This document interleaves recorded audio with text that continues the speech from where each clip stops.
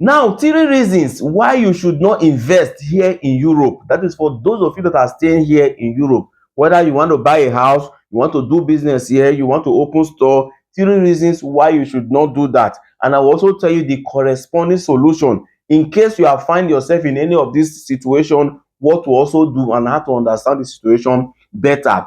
Now, a lot of people will say, I don't buy a house here in Europe, don't do open shop, don't invest here in Europe. And most of their reasons is because of this three reasons. Number one is the fear of deportation. That if you buy a house here or you invest here, what about if something now happen and they now deport you? So what is the corresponding solution? First of all, you should know that deportation is not a life sentence. Deportation always come with conditions. So they could deport you and they will tell you, after we deport you to your country, you can no longer come back to Italy, for instance, in the next 2 years. You can no longer come back to Italy in the next 5 years. So there is always a time frame. That does not mean if they deport you, you can no longer come. So even if you have a house here and they deport you, you can still come back after that time elapses, after 3 years, after 2 years, based on what was stated in the deportation agreement. And moreover, you should also know that it is not just easy for them to just deport you if you are not into one or two activities that the government don't like. So for those of you living a normal life, I don't know why you will be scared of deportation. And moreover, if they also deport you to Nigeria or to Ghana, to wherever you came from, they will not the government will not seize your house, because that is what most people think. No, the government can only seize your property if they discover that that property, you got the money from one or two things that you were doing that was not right. But if they discover that you collected the money from the bank as a mortgage for that investment, they will not touch your property. Or you even bought the property with your own physical cash, and there's an evidence of where you got that money, that the money was not gotten from a negative doing, they will not seize your property. So your property will still be there even while they deported you. So anytime you now feel like you can come back and you get your property back, or if you have friends and well wishers here, they can help you put tenant in the house, while those ones are paying the tenant fee, and that you are using the money to service the bank that actually gave you money to borrow that house. So for those of you that have the fear, I don't want to buy property here because they might deport us or one or two things, this is how it actually play. You can always come back. Now, the second reason why people will tell you don't invest here, don't invest here, is the fear of a divorce.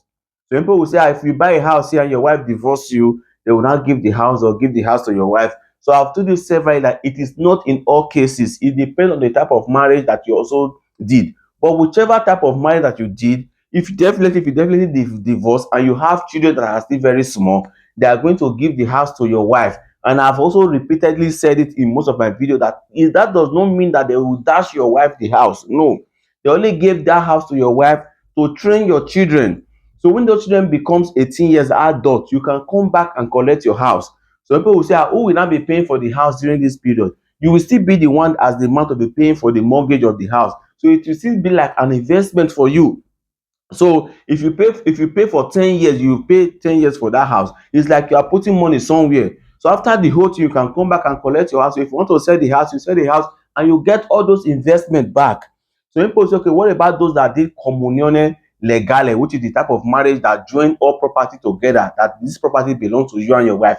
In that case, you can still come back after the children, the whole children, they are now adult, are above 18 years. You can still come back. So in that case, what will now happen? You can go back to the court, and the house will be given back to you and your wife. So you can sell the house and you share the money 50-50. You take your wife take her own, and you take your own in that case. So for those of you that are scared, I don't want to buy property here because of the type of wife that I'm married to. So I just want to come and bring this explanation to you that the house, they will not dash your wife. They can only give your wife the house to take care of your children. At the end of the day, you can still come back and claim that house, although depending on the type of marriage that you did, which I've also covered in another video. So go and watch that video. So the third reason why people will tell you not to invest here in Europe is also because of debt. Maybe you are owing Agencia de Entrada, you are owing the government, and the fear that the government will come and seize your house because you are owing them. The fact is that yes, government can come and seize your house, but it does not just happen immediately. It's not as if government will just come press your bell and say, everybody come down, we are seizing the house. No,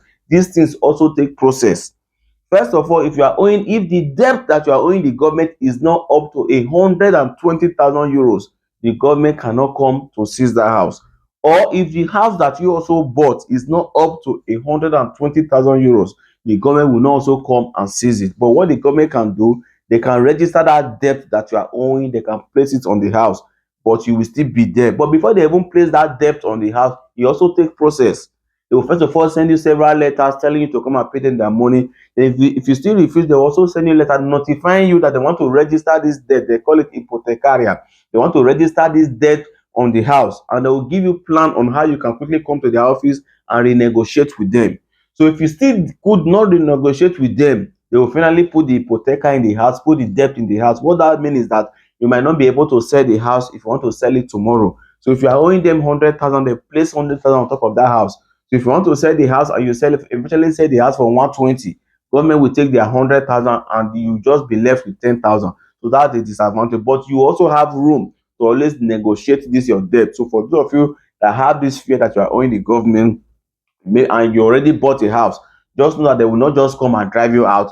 They will always give you room to come and renegotiate that debt with them. So it does not just happen immediately. So I just felt I should come and give all these 3 points for those of you that are still contemplating, should I invest, should I not invest. I am not forcing anybody to invest here.